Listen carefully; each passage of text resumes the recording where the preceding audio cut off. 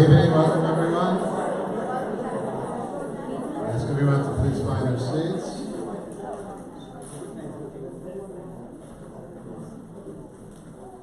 Anybody asking everyone to put their cell phones on vibrate, or even better, turn them off, throw them out, whatever you want to do.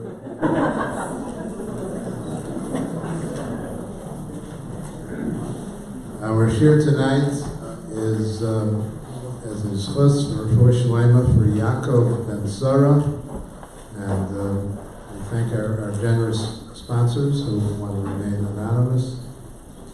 It's a tremendous schus for us to have Rabbi Orlowek back with us here in Miami, back with us here in school.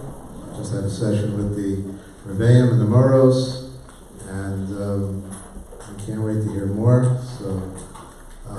Orlowek does not need any introduction, any formal introductions, besides probably I'll have a hard time being local me if I give a fancy introduction. So just going to ask us all to please join me in welcoming Rabbi Orlowek.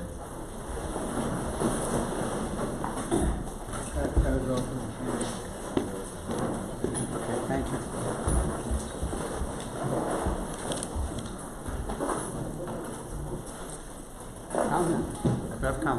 Can you open this for me? This is a private, he knows why. I did something real dumb today, coming into Miami Airport. I fell on the escalator, which you should not do. Yeah? But I have these heavy bags, and I got it, the second time it happened to me, I got into a fight with someone who was always right. His name is Isaac Newton. And my maletas, I was just, it was too heavy, so I started sliding down. And it was, they stopped the escalator. Do you want any medical help? Is anything okay? Yes, I just want to get out of here. But it's a picture. It's a different country. So I told him I was leaving. I said, I fell. He said, did you defy anyone? Well. So I says, I defied Isaac Newton. And then he laughed. Where did he come up with such a question? He means I defied someone. Okay. Oh, Hashem.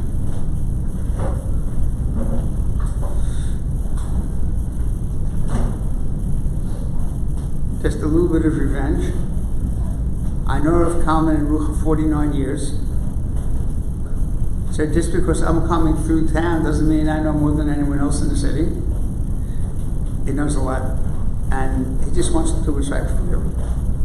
Okay, that's all. And more than that,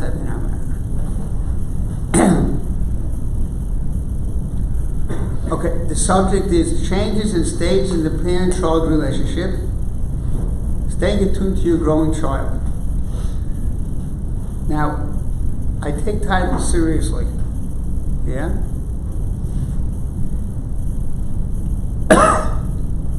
This is very thought through,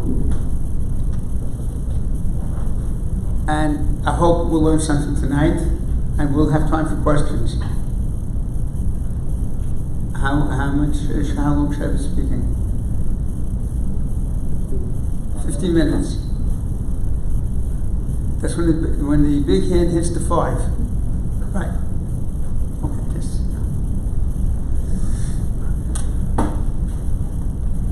In Rosh HaKodesh, the word for life is Chaim. Chaim, my favorite question is why? So there's a mashal, there's a thing called a prism. A prism, white light goes in one side, and then it changes into different colors. Each color is an expression of that white light. I'm saying something very important now. And it's the basis of everything we're going to talk about tonight, and basis of many other things. Rabbi Yerucham, Zecher Tzadik Levrocha, he said, there's two kinds of stubbornness. Now, if you will remember that HaKadosh Baruch Hu and Moshe Rabbeinu had a face-off. Hashem said, I'm going to destroy them, because they are stubborn people. And Moshe said, no, wait a minute. They're stubborn people. Well, Since when does the defense attorney say, agree to the prosecution? He just said you're right. Like, what's the pshat? So the Vilna Gaon says, yes, they're stubborn, it's hard to get to them, but once you got him, they'll be stubborn for you. You think it's a problem, it's an asset. But Rabbi Rucham says something, nothing short of genius. There's two kinds of stubbornness. One kind of stubbornness is, I am not changing. Doesn't matter where I am, what time it is, I'm the same. That's a stupid stubbornness. So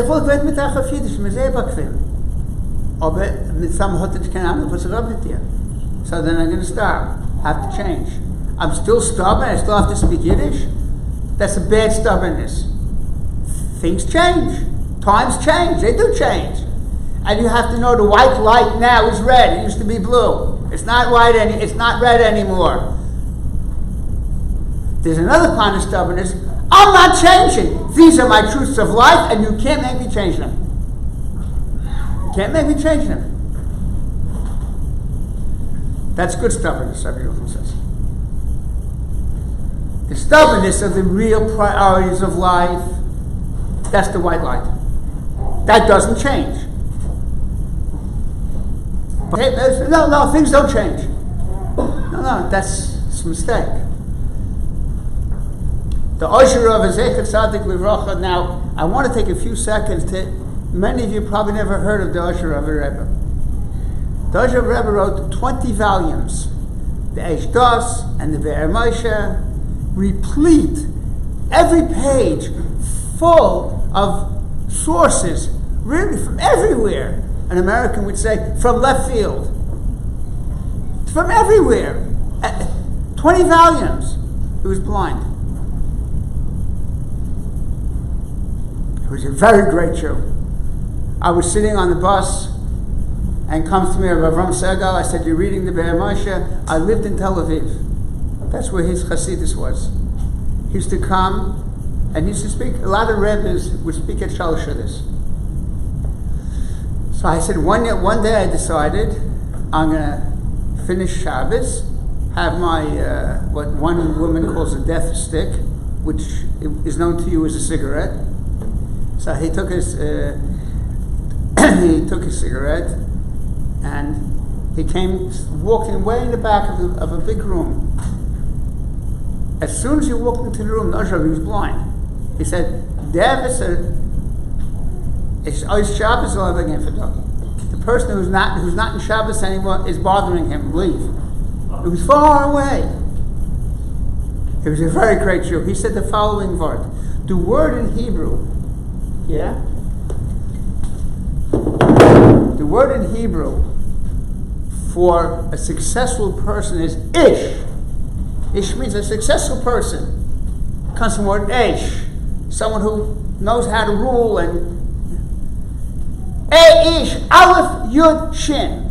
It's an acronym for Emsa, Yamin, Smile. Meaning middle, right, and left. Sometimes it's this way, and sometimes it's that way.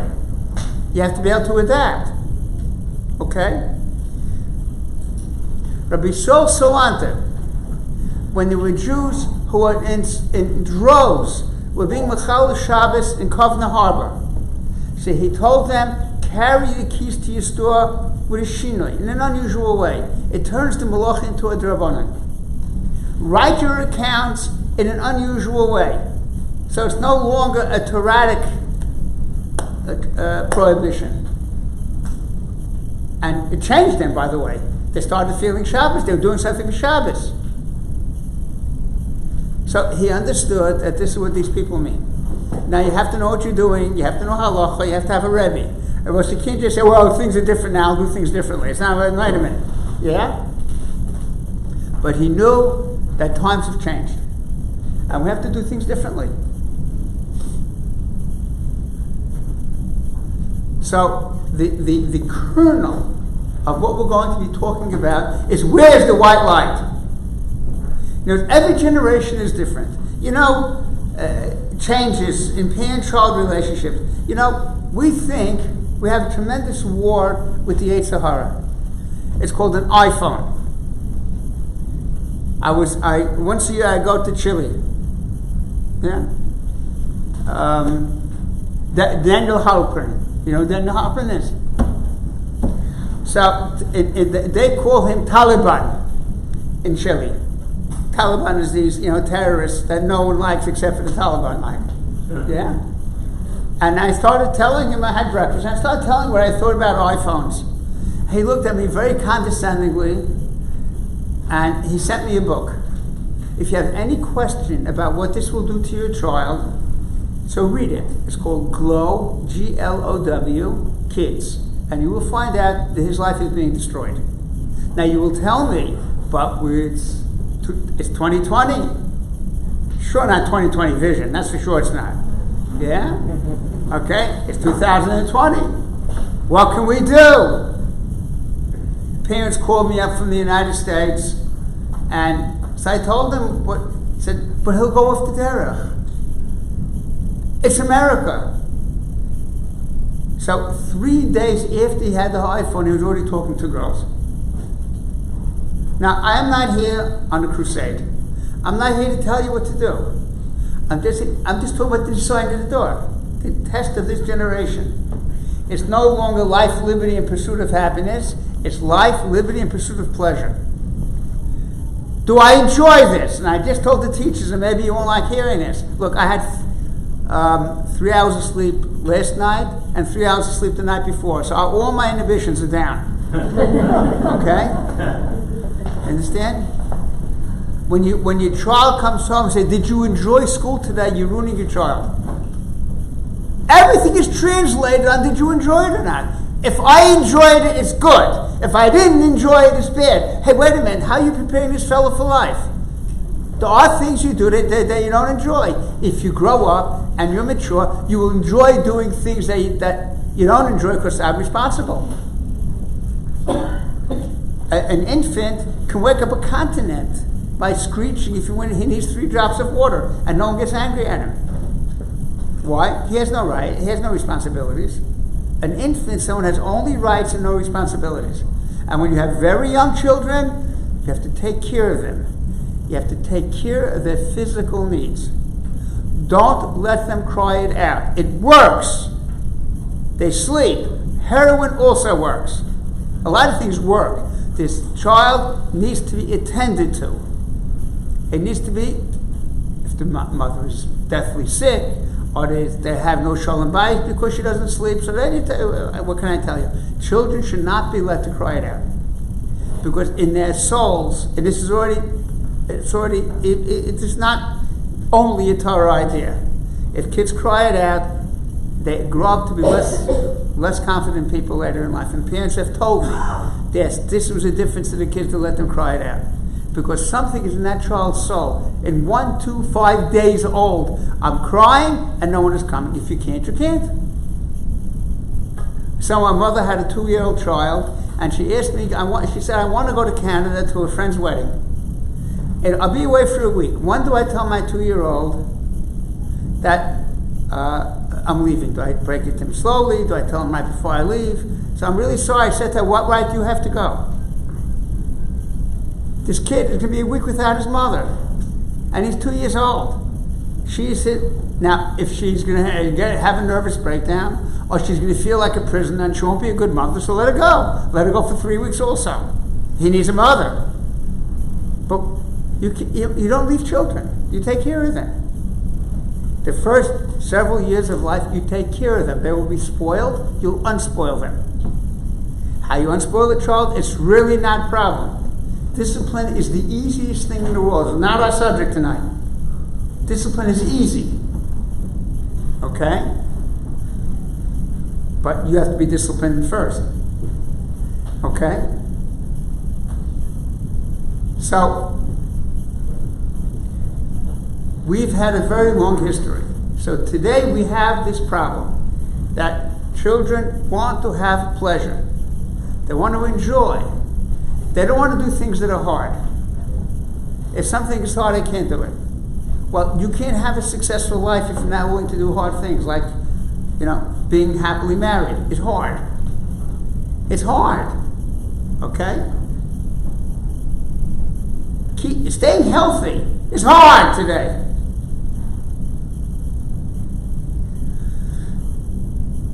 Do you know, there were much worse generations. They were much harder. You know, in communist Russia, it was almost impossible to raise a child. At the time of Hanukkah, you were a wild-eyed reactionary if you didn't become a Hellenist. Don't you see it's the wave of the future? Every generation has its stuff. Every generation. Dor lidor yishabach masecha. Every door, every generation has a song to sing to Hashem. And some had really, really tough times. We have a challenge today. Things have changed in parent-child relationship. For instance, it used to be that the parent was the parent, and the child had to look up to, respect, obey, which is a bad word to say today. Yeah? So today, it's a child-centered world. Is he happy? Does he feel secure? Is everything okay? And he might go off the derech. So the world has changed where the center is the child, as opposed to where the center was the parent. Now, I'm not trying to say that you should go home and bang on the table and say, hey, from now on, I'm the boss. Because anyone who says they're boss has to say that they're boss. It's a sign that they're not boss. Because the boss doesn't have to say he's boss. I don't want to be misunderstood. But that's our challenge today. Our door is looking for a good time. And part of a good time is not having to work. Parents threaten to sue schools, public schools, if their kid gets to a lower grade. My child, his self-esteem will go down. You have to give him a higher grade than he deserves. Now, low self-esteem is also a challenge of a generation. So understanding that, we're going to have to talk about changes in the parent-child relationship. We have, in our family, the difference between the oldest kids, who are 5 minutes apart, and the youngest is 21 years. And the older children said to us, you're treating them differently than you treated us. So part of it is, you get older, you see things are not such a big deal like you thought they were when you were young. It's okay. But things change. Times change. They do change.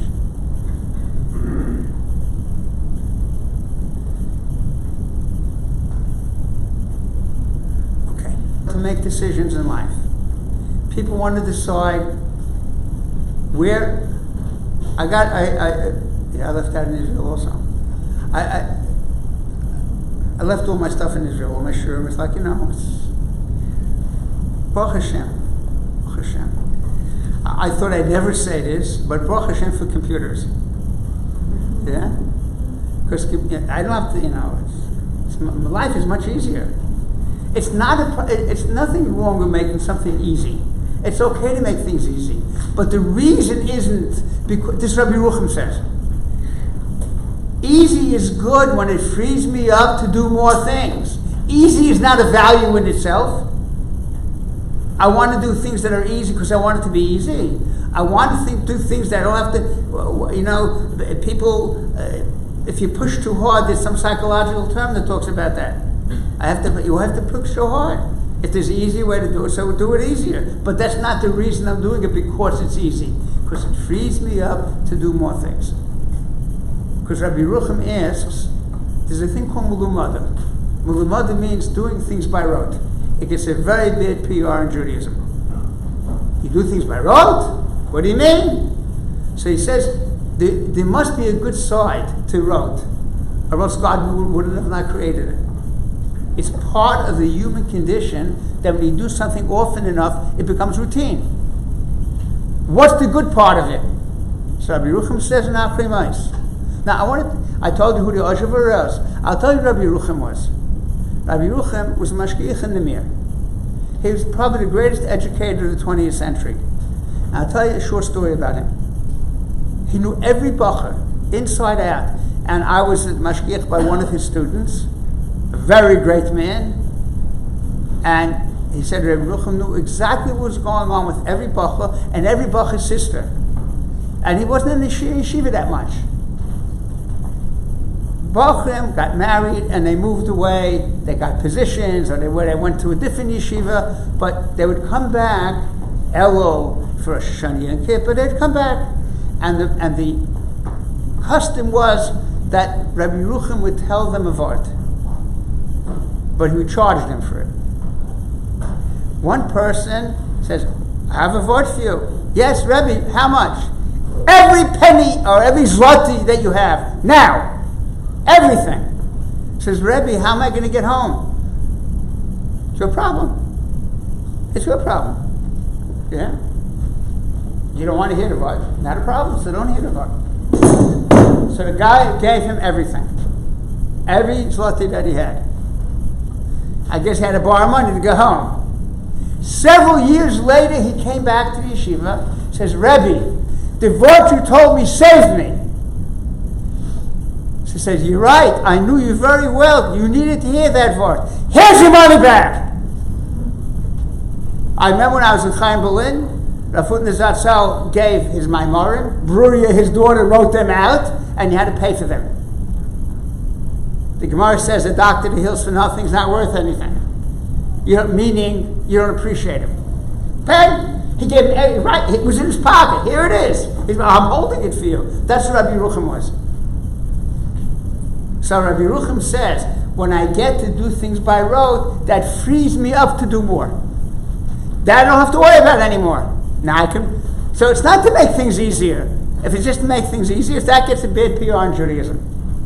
But I want to be able to do more things. I want to do more things. Life is working. My Chavusim went to Rabbi Victor Miller. He was on Mashgiach in Chaim Berlin. He said to him, "Rebbe, I'm having trouble with the Yetzer Hara." He says, "No problem. Only the first 100 years are the hardest." Word for word. Only the first 100 years. That's life. There are always going to be challenges. Rav Shon Shvadron told over, I heard it from him, that there was a tzaddik who was on his deathbed. And he said, he told the people around him, the Yetzer Hara has just come to me and told me to say Shema with great devotion, they should be able to say he was a great tzaddik. He was dying. The Yetzer Hara is at work.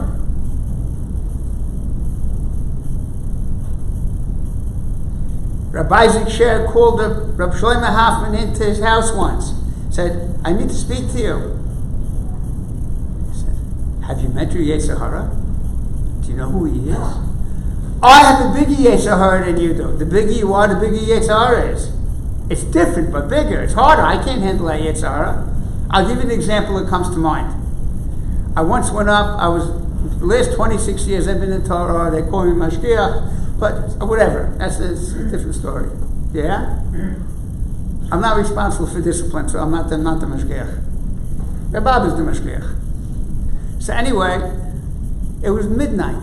I wasn't coming to see him. He was like 95, at least. I was coming to see his son, Reb Simcha. And the Rosh Yeshiva was still up. And he was he has to get up for sunrise. He's an old man. Has a milchama, has war, has to decide what's the right thing to do. Should he go to sleep? I'm an old man, I'm tired. Or, no, lazy bum one more time. I'll never get that test. It's too hard for me. But he had the test. It's a test. So, you want an easy life? It doesn't work. Okay. So now, we want to get to the next point, which is really white light. There's a Maral. The Maral says, "Emtsoi Moira ala Kedusha." The mid way of doing things, the middle road, is Kodesh. It's holy. And he brings something. He brings a raya. He brings a proof. The Chagim, the holidays in Klal Yisrael's calendar are always in temperate times. Nisan and Tishrei are in the middle, not too hot and not too cold. The days of mourning, the two major days of mourning in our history, in our year, is Tisha B'Av, depending on which hemisphere you're in. Either it's very hot or very cold, and Asar B'Tevis. Asar B'Tevis is commemorating a terrible tragedy. Dead winter or dead summer. It's not balanced. Balance. The Rambam talks about the middle road. What does it mean, the middle road? What's the middle road? Middle road. What's the middle road? You know, Rivka was very upset. When I go past the Beis Avodah Zarah, the baby wants to come out.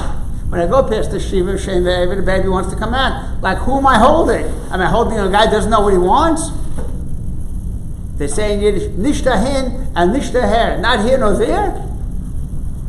Reb Chaim Weizmann once met Yosef Chaim Sonnenfeld. Zechronoi Livrocha. Yeah? They disagreed on what school should look like in Jerusalem. And there was a rabbi there who said, let's make a compromise. So Chaim Weizmann turned to him and said, I know what I believe. Rabbi Sonnenfeld knows what he believes. We disagree. You? I don't think you even know yourself what you believe. Okay? What's a middle road? A middle road is a blend of right and left. I had a student once, no, she wasn't my student. She was a student in a different class, in the same school. She had trouble with God. So they wanted me to meet her to see, does she have psychological problems? So it turns out that her father is a devoted atheist, and her mother is a deeply frum woman. So I pointed to the wall and I said, what color is that? So she said, green. I said, no, it's not green, it's blue and yellow together. Of course she's confused. There's nothing wrong with her. She didn't get married till her mid-30s because she didn't know who she was even. She loved her father, a very good father, and a very good mother. They just were in different places. But they were not divorced, and they had shalom bayis. Not our subject. I've never seen a divorce over religion. Okay? Not our subject. But the middle road is, I know when it's sometimes like this, and when it's sometimes like that. The white light tells me. There's two exceptions to that. One is gaiva. That you should never have that. Gaiva is the pshat. Who's God? He says, I don't have to listen to him. An Eved Hashem is someone who does. He's able to nullify himself to Hashem. That's what we're here for. Moshe Rabbeinu, what's he known for? He's known for being the most humble of people. Why? He can nullify himself to Hashem. The Vilna Gaon's brother said, Moshe Rabbeinu didn't give any donation to the Mishkan. Nothing. Why? Because there were two conditions in order to give a donation to the Mishkan. One is the money had to belong to you. You can't donate with someone else's money. And you also had to feel it was yours. It says, Nediv Lev. One of the conditions to give to the Mishkan was you had to feel you were giving it from your heart. You're giving something of yours. He didn't feel anything was his. Moshe Rabbeinu didn't feel anything was. He was an Eved. Mashekona Eved Kona Rabbi. A servant doesn't own anything. His master owns everything. How can he give something to the Beis HaMikdash? It's his already. So he couldn't give anything. Here? So that's our function. Rav Moshe Shapiro Zatzal said, why is it that especially young children, but everyone, is afraid of new situations? Something happened. There's a power outage. People become uncomfortable and frightened. Like, what's the problem? The answer is, any change that I can't, I become afraid. Human beings, children, young children, you don't leave them. Now, if your kid is going to kindergarten and he cries when you leave, you have an old, experienced teacher, listen to her.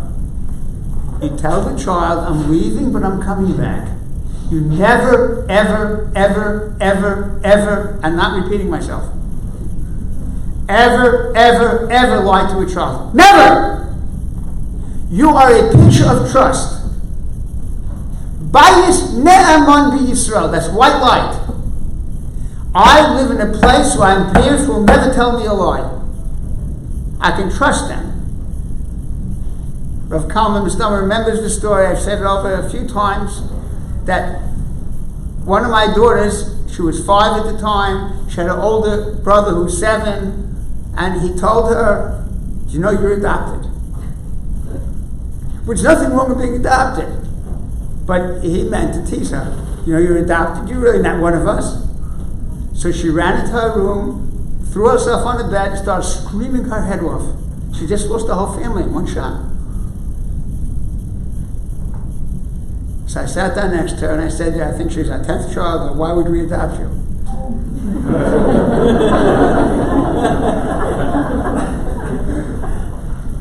It didn't help at all. Of course, that ain't gonna help with a 5-year-old, that's reasoning. I said to her, I promise you you're not adopted, and that was the end of it. Never, ever heard me use that word before.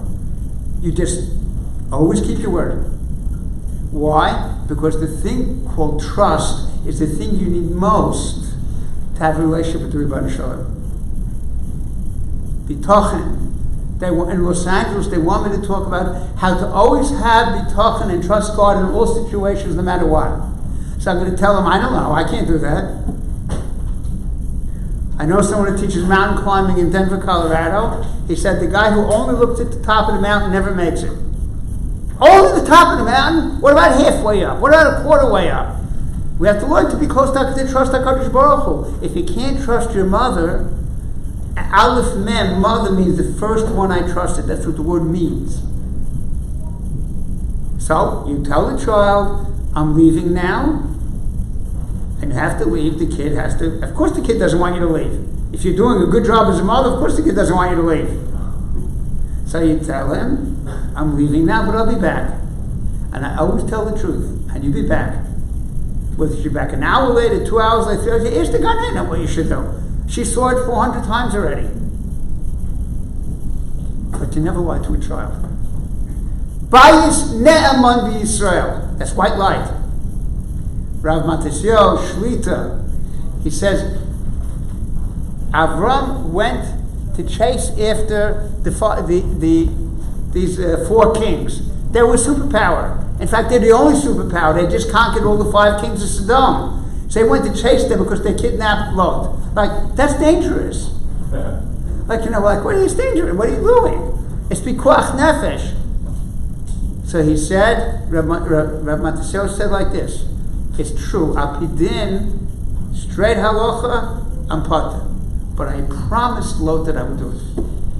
Once you promise someone, that's a different world. I promised him. In the Tanoim, when 2 people, they sign a agreement at the wedding hall that they're agreeing to get married. Yeah? That's what it says on this little document, which they break a plate over. All it says over there, we agree to get married, and it says nothing there about either of those obligations. If you ever look at it tonight, it's just a reason to break a plate, that's all. It says there, we will not, neither of us will hide one from the other or anything. You're getting married.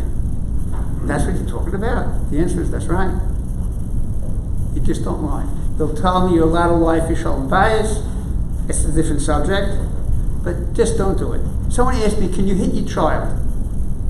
You don't hit your children. It says, the one spare the rod, spoil the child. We're not good enough parents to hit our kids. Besides the fact that it's illegal.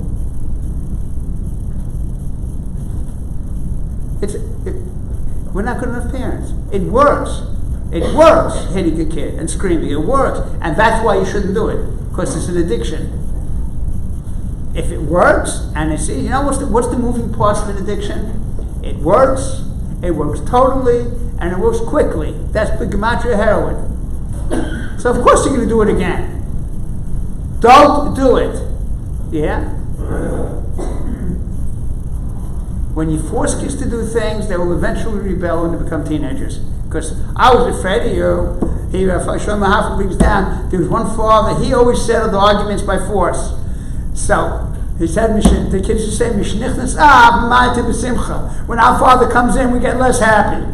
But that's until they're 14 and 15. You're supposed to say, forget it, get out of here, who are you? You're not stronger than me anymore. Which comes to another piece of white light. So you never lie to your child. You are one person in the world that they can trust. One person in the world that they can trust. A home is a safe place. No matter what the child says, listen and hear. I get a call at the airport. Our daughter said she wants to commit suicide. What do we do? Now, I'm not qualified to help them. But what do you yell? Don't yell at her. Don't tell her you can't do it. Say, why? What's the problem? Why do you want to leave us? Why? If the kid feels safe, he will tell you. In that case, it was a she. I told her, I think, by the teachers. I don't know. Yeah? There was a child in first grade who decided he's not going to school anymore. So instead of telling him how he has to go to school and how important it is to go to school, etc., they asked him why. Why aren't you going to school? He said, my father had a heart attack. I have to stay home to watch him. Maybe he asked why.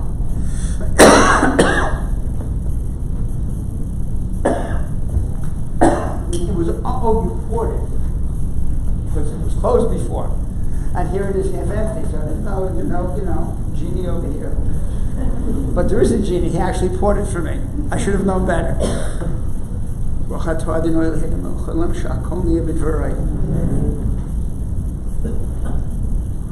I brought them a ride, the teachers. Shimon HaTzadik had a way of thinking. He had a shita. You're not supposed to become a Nazir. You're not supposed to become a Nazirite and grow your hair long and not drink wine and not, defile yourself to dead people. He held that strongly. He never would eat from the carbon of someone who's a Nazir. Because when they finished their term of Nazir, started doing a carbon, he wouldn't touch it. He didn't hold from it. One day, it happened, this person came from the south, and he was a Nazir. Shimon HaTzadik asked him, why'd you do this? He asked him why. And he told him why. And Shimon HaTzadik says, there should be many Nazirim like you. So Shlomo Hoffman said, he asked him why. I'm expanding on it. But he asked him why. He asked the kids why. Do they feel safe with you? One of the most common problems that I hear about is kids are closed. They don't talk. Like, why don't they talk? I'm not blaming anyone. But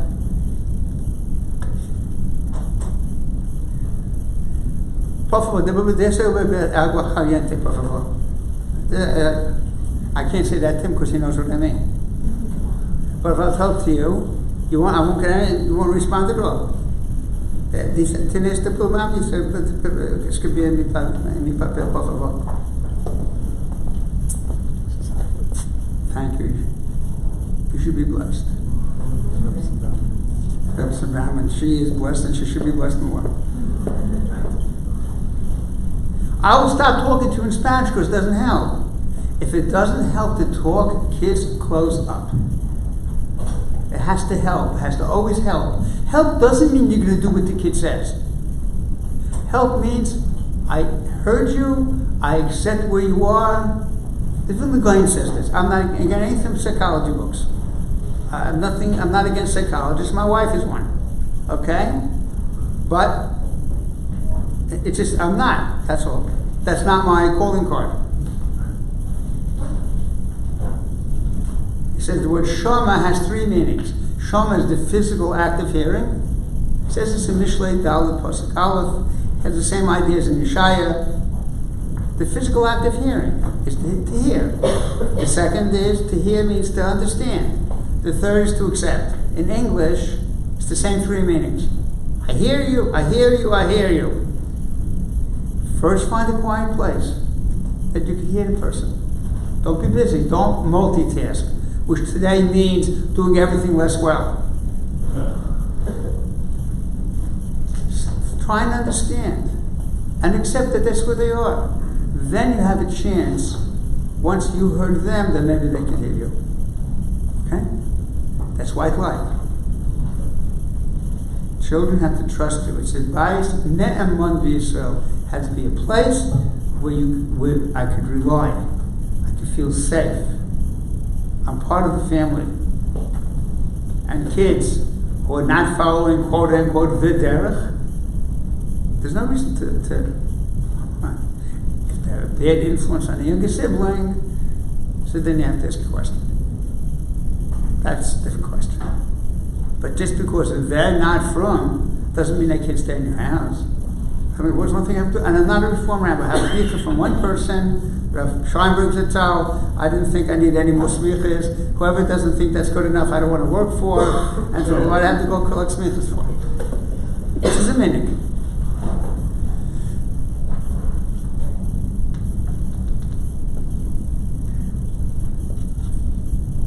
I was going to say, over tomorrow, there was a very great Jew.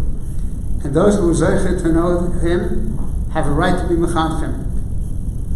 That was a Henach Leibowitz, Zecher Tzadik Livrocha. Okay? We were close. He relied on me to check out a shidduch for one of his relatives. He writes in this week's parsha, yeah? Yehuda went to Yosef and said, he said, you want to see our son? Yeah? Our brother. That's what he's talking about. You're not a reliable person. One day you're going to be, I'll kill you and I'll kill the king.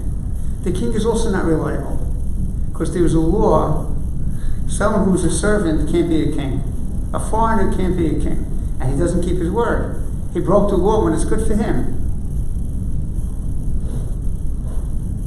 He's not reliable. The king is not reliable. You're going to be, one day you'll fall out of graces, and then I'll get you. You know something? Yeah? You can't trust somebody, you can have a relationship with them. There's priorities in life. People have to know what's important, what's more important. When I originally arranged this flight, I arranged economy, even though it's 18 hours of traveling.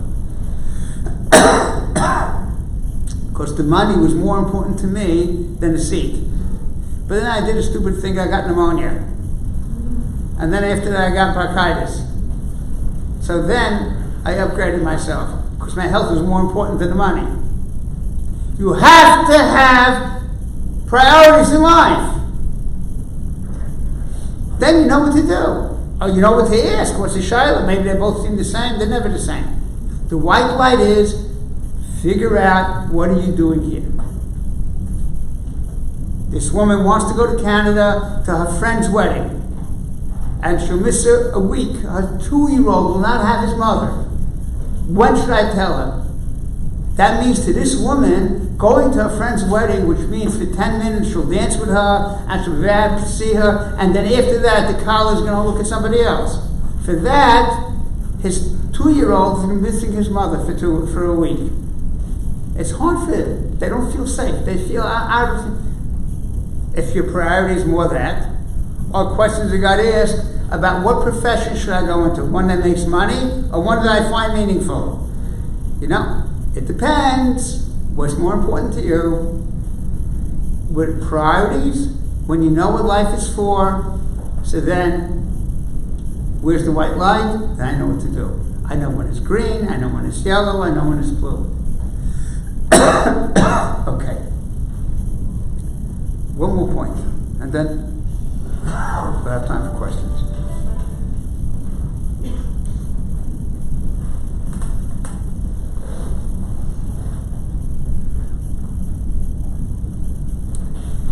If your children are not successful in school, or socially, academically, they still have a home. You know, I tell teachers to kids who are coming from very difficult homes, how do you deal with them? There's a different country. It's not your home. Here, you can complain about something. Here, you know, I'll treat you differently. There are rules here, but it's a different country. People don't leave countries that they like. Well, I'm not talking here to teachers. Your home is a place, it's a different country. You'll never get a better friend than a parent. Now, I want to tell you something very important. A parent is a child's best friend, but not his equal. That's balance.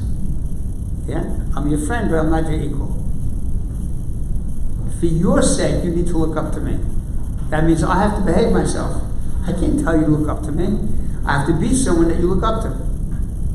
You want to teach respect? Respect your wife. Respect your husband. But the home is a different country. You know what? And I want to finish the way we began. Every generation has its hardships. Almost no one was able to survive the 70 years of communism. Almost no one. So why did Hashem do that? Now I can't tell you, what definitively. But the great people that came out of there, Rabbi Schwinkel said, Rabbi Yitzchak Zilber was worth all of the Soviet Jewry. Because no one like that could have been produced without that. The diamond is produced under great pressure.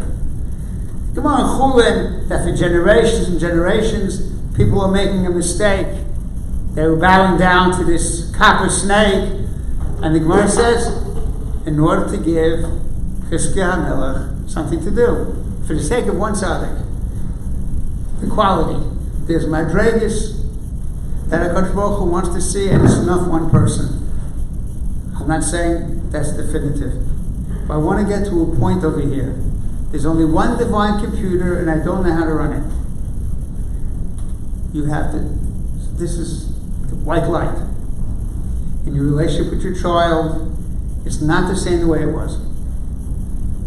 Children are growing up, feeling entitled, feeling that I know more about technology than my parents. I know what's going on. My parents don't know what's going on. That's how they're growing up.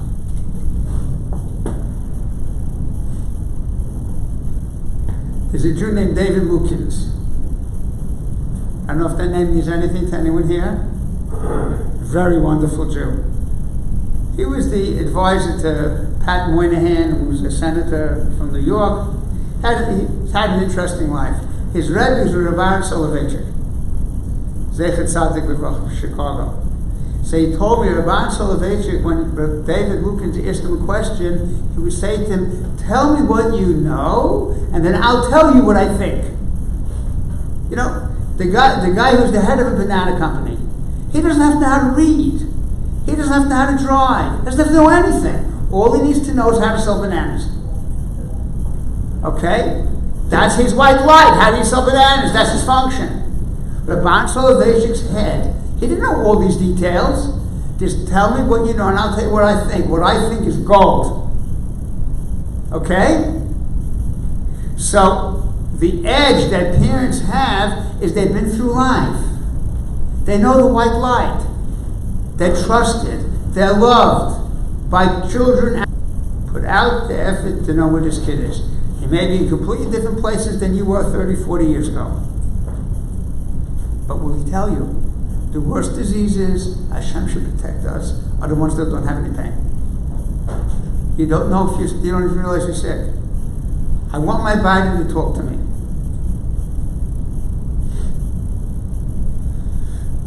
I want my body to talk to me.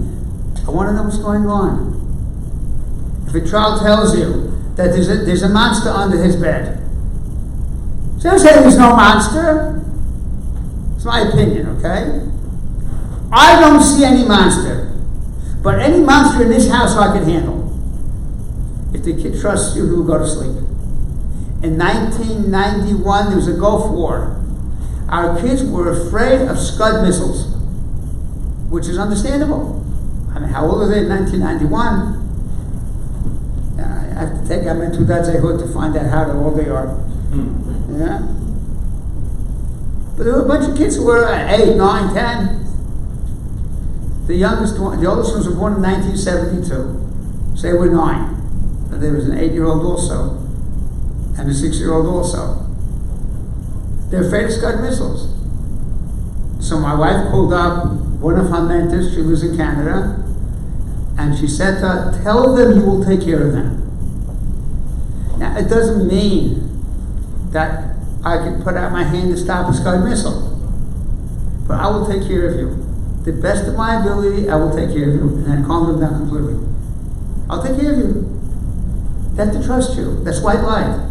There are things you can't compete with them. I got a new computer. This computer is on its last legs, mamish. Yeah? So I told the teacher, the computer came 2 days ago. I said, you have to teach me how to use it, and you have to be patient with me. I'd rather give 10 shiurim than learn this. Once, my wife asked me to fix a broken bulb in the ceiling. So I got up on a ladder, took out a screwdriver, and put it in, threw it out. I didn't turn off the electricity. It must have been bad electricity in that house, because not only was our house shorted out, that the apartment above was shorted out, which is probably illegal electricity. Illegal. She never asked me again to fix anything. Instead, you see here, 10 thumbs. Okay? There are a lot of things we don't know, but they're technical. Do you know how to sell bananas? You can be CEO of Chiquita. Yeah? Your parents. You want to hear what they have to say, and they trust you. They won't find that anywhere else. I don't care if it's 2020, or 2030, or 2040, it doesn't matter. You're not replaceable.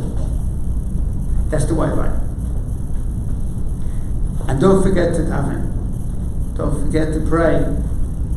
Someone came to Chaim Kanievsky with all kinds of problems, and he said to him, daven. I know, but I have to make a shtadlus. I have to put out my effort. He says, yes, that's davening. Don't think you can do it yourself. You can't do anything yourself.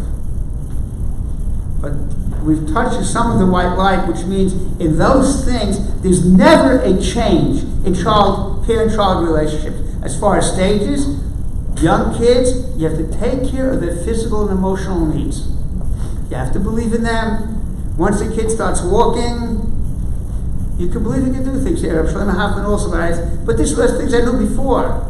He says kids who know how to walk properly and sit properly can be given responsible to carry glass things around, and they won't break it. It's only because you don't believe they can do it. And you're worried about they might break it. Then they break it. And if they break it once, so you say, yeah, I'm a break also. You might break also. That's okay. But they learn how to hold the glass without you teaching them. They see you. As the kid grows older, you have to, Yaakov was the example of a successful parent. One of the things he did, it says over there, Yaakov, when he was leaving Lovitz, his brothers came to help him out. Who were his brothers? His children. I'm not embarrassed to ask my children for advice. Of course I'll ask them for advice. What do you think? Doesn't matter at all. If they know more, so I'll ask them. They're my brothers. I have 5 sons-in-law. They all talk to me. Why? Because you don't have to listen to me. It's no threat at all. That's white light. That relationship, as the kid gets older, you transfer more and more responsibility. Believe in them. And if you believe in them, so then they'll come and talk to you about it.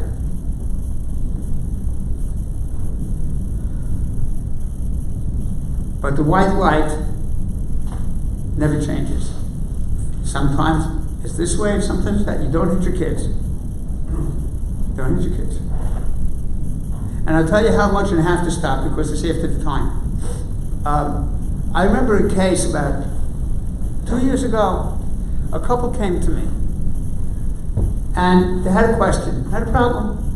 It seems the father had hit his kid with a cane across the throat. And the mother wanted to take the child to the doctor. But the child hit the father across the throat, and then the father hit him back the same way. And the mother wanted to take the kid to the doctor. If she would have done that, he would have gone to jail. Because the doctor has to report it. I think that's true in this country also. But that wasn't the problem they're coming to me about. After the kid hit his father and the father hit his kid, the father sat down to eat a calm breakfast. That bothered the kid. You were so upset, and you hit me, and you could eat a calm breakfast. That means you don't care about me. That was the problem. Not the hitting. Yeah, which I'm not saying that wasn't, but that's indicative. The hitting was indicative. Whatever happened, 30, 40, 50, 60s, to me, to think of even of speaking back to my father, one, it's like, what are you talking about? It just doesn't happen. Call my father by his first name, or say, what do you know? It just, but you know something? Then is not now. It's a different Dor Shabbat Masecha. Is it better? Is it worse? I don't know.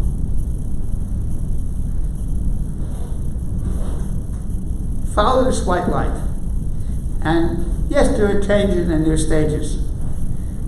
But you'll be Matzliach. B'ezras Hashem. Are there any questions? Yes? What if a child is lied to by somebody else? And the other person is either an older relative or... It's lied to, yeah. How does a parent deal with explaining or not explaining, or making the other person look bad? It's a hard question. I just have a personal problem with lying. You know, he's Machal Shabbos, doesn't wear a yarmulke, doesn't make brachas, that's easy. Yeah? He grew up differently, he doesn't know better. We don't judge people, you have to know where people are coming from. Just like this kid thinks that, he needs to stay home to watch his father, that's where he's coming from, find out where he's coming from. Lying is like a problem. You won't find in any of my books anything with the kid who's a liar. Okay? It's a problem. But we could say, I don't understand what he's doing. But in our house we don't do that. In our house we don't do that. In our house we never speak about anyone. My daughter says to me, she's about 30 now, Zit soremli. In Ivrit, that means it hurts my ears if I hear someone talking about someone else. It never happens. We just don't do it. It's not that I lecture to them how you're not supposed to speak Lashon Hara, you don't speak about it. Just never happened. It just never happened. I said, did I ever speak any Lashon Hara? It just doesn't happen. Yeah, there's no crosses in my house. Okay? When I was Mashgiach, I actually took down, before Purim, they put up flags. So I tore down the Swiss flag and the British flag. Now, the United Synagogue allows British flags and shawls. It's okay. If they allow it, then it's mutter. Yeah? It's the Torah Jews. Yeah? I can't see a British flag in the Beis Medrash because I know it's all crosses. Yeah? The Swiss flag. Yeah? You won't find any crosses in my house. It's just not going to happen. You can come and check if you want.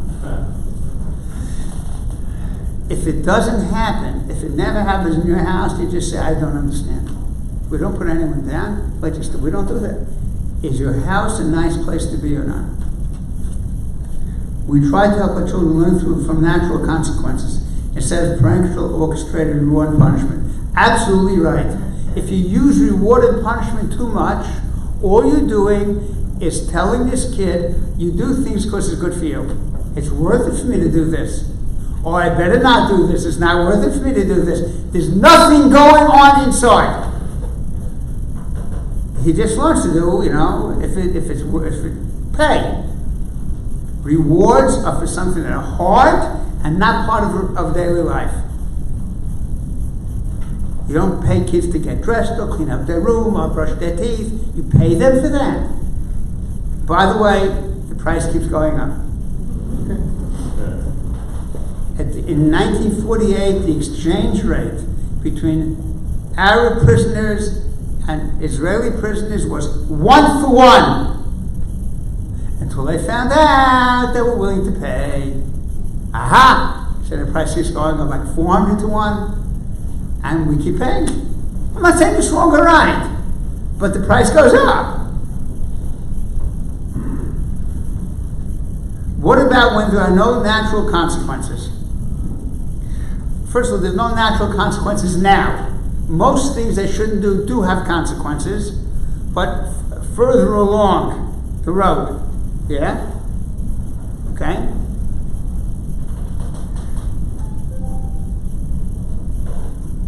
Sometimes you can tell a child, I was disappointed.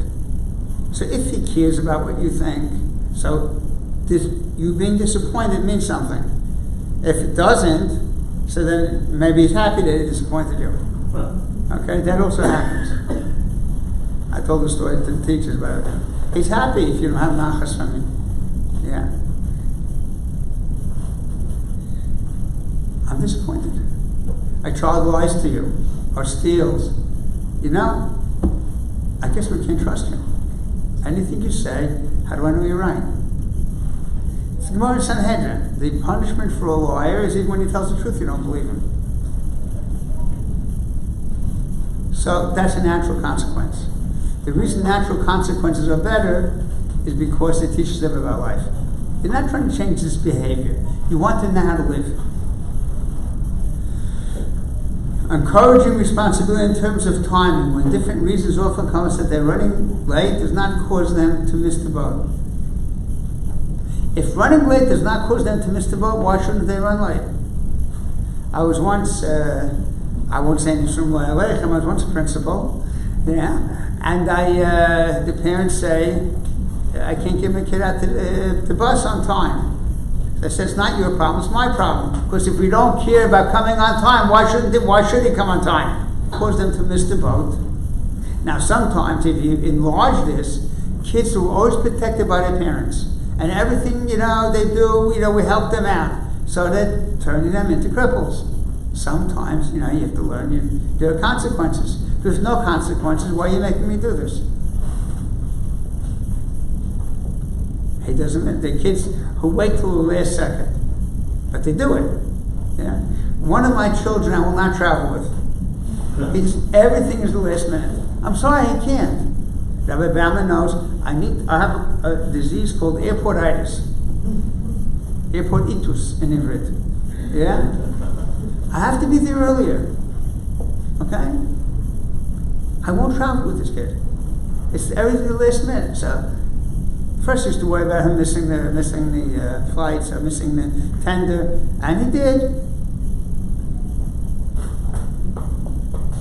So he missed the tender. I'm not going to take him. If he doesn't care about missing school, that's a problem in itself. Why? If they're running late, it doesn't cause them to miss the bus. Then they're not running late. For example, manipulating another child to do what they want them when in the end everyone says it was fun. It depends on the ages, but the younger one, you can say, you don't have to listen to your brother. Not saying anything negative about his brother, but you have choice. But this is very common because kids look up to older siblings. For example, not doing homework because then when they get good grades anyways, it's a problem. A very high intelligence is a learning disability. It's a handicap. I was a mashgiach for 2.5 years in a junior high school for geniuses. I was the stupidest guy in the place. Yeah? It's a problem. There's a book that one of the guys in Machon Shlomo gave me. It's called Mindset. People have a lot of natural talent, whether it's physical, or emotional, or financial, so they end up failing because they never learned to work. And as soon as they got to a point, like Murphy says, you rise to a job you're not qualified for, they flunk. Because they have to work. They don't know how to work. Very bright kids are in trouble. More than a kid who worked hard and is of lower intelligence. They get further. Okay? What do? You give them challenges. Short challenges, enjoyable challenges, sometimes with a tutor who knows how to do this, and they taste the taste of working. But in school, they don't have to. It's true, they don't have to. That's the reality. Like I told the teachers before, if school was a good idea, Moshe Rabbeinu would make one. Schools are not a good idea. Yeah? Okay? Beis Yaakov. Woman should be with her mother. But did no Klal Yisrael with that Beis Yaakov today. Soroshin saved us completely. We would not be here if not for her. It's the Takanas Chachamim. What's the Takanas Chachamim? It's an adjustment to a new reality. The Torah halacha is the way things are supposed to be. You're going to give me a siddur and tell me what to say? I can't talk to God myself. You think Moshe Rabbeinu couldn't have made a siddur? It became necessary.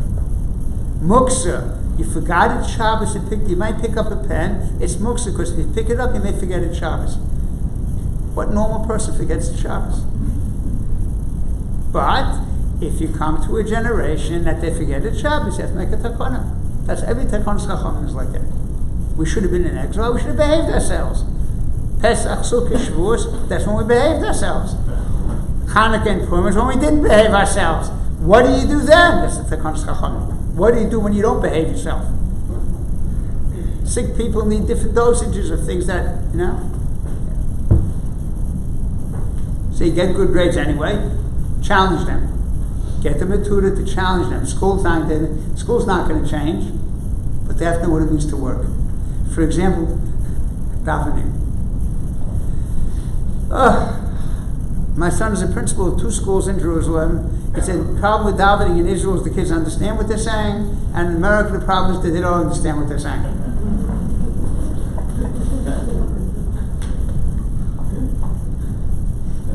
Little by little, Jerusalem was not built in a day. You give them something to think about during davening. For 10 nanoseconds, they are able to daven. Ata choinen la'adam das. You give, gifted, they become arrogant. But if they say that tefillah and they know what it means, then they know it's a gift. Thank HaKadosh Baruch Hu for the gift. They don't become arrogant. That's what davening does to you. Where his power means to get yourself to think. That's what it means. So, davening, like everything else, dia al dia. Kada dia, dia al dia. Every day, day by day. A little bit, treasure it a little bit. Then a little bit can become something. If it's only everything, people who look at the top of the mountain never make it. Put away instead to finish your talk. Is there something else? Never make it.